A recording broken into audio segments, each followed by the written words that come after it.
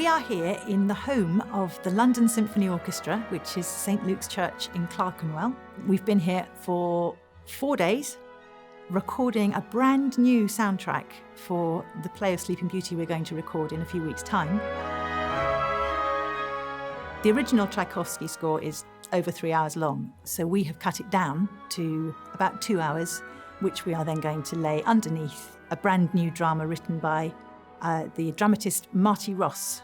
When I first saw the script from Marty, I was astounded how much he'd already thought about the music and how much he'd chosen so many moments as the springboard for the energy of the scene and the way he was writing it. The introduction to this project was actually quite easy to see inside Marty's head and see how he was thinking to the final destination of how the score would integrate. Using this music, which is so clear and well defined in my head as being to do with the eternal tale of the Sleeping Beauty, to use it in a very different manner, not totally different, but a very different manner for a production like this, while still maintaining the elements of this fantastic score, and somehow it gives it a different lease of life again. With a ballet, it's running a story, everything in it is telling the story. So to have someone who can really shape that, because we all have our own interpretations and ideas, it really makes a difference.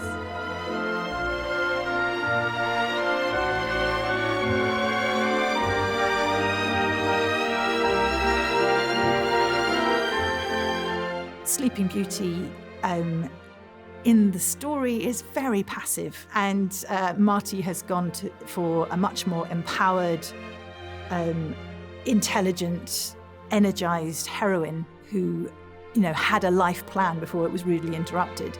I think it's quite obvious the moments which are going to be full of love or pathos or action. So it's going to be extremely, extremely exciting the moment we actually see it all together.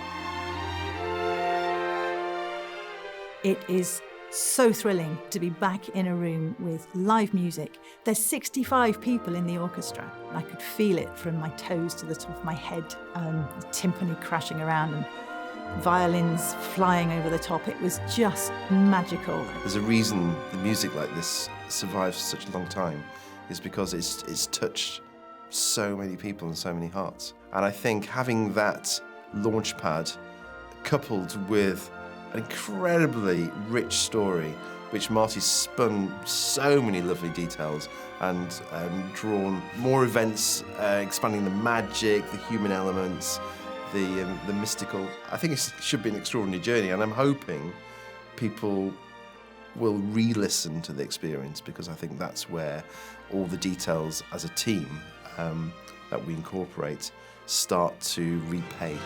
There's something incredible about actually doing Sleeping Beauty as the project that's bringing the LSO and Audible drama out of lockdown and into shared space again, about waking up our creativity after a long enforced sleep. We are all feeling very much connected to this story, and to hear the music rising and waking and reanimating today, I can't wait to get into studio and put the actors over the top.